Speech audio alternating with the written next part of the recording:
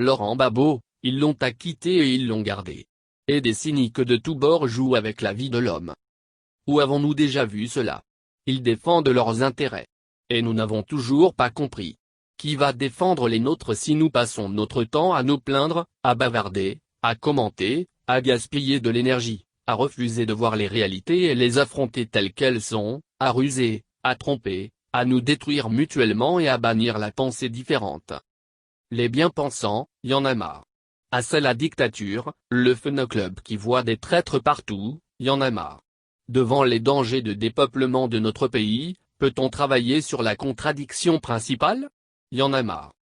Laurent Gbagbo nous a appris à nous battre, à débattre et à mener des actions. Il n'aime pas le culte de la personnalité. La parlotte, elle est bonne pour endormir. Mais la jugeote, elle est meilleure pour sauver un peuple.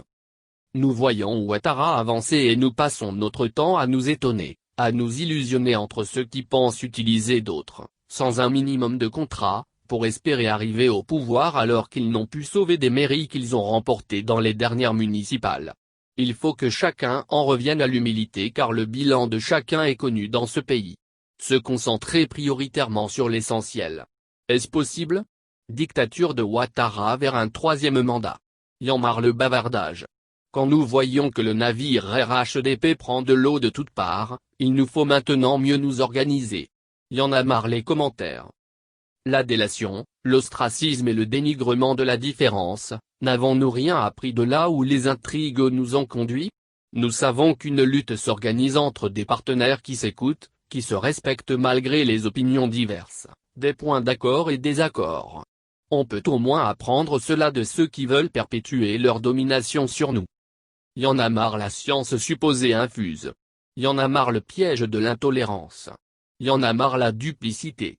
Chaque jour, les tenants de la pensée unique vont nous endormir, ils vont s'auto-acclamer mais ils refuseront de voir les problèmes en face.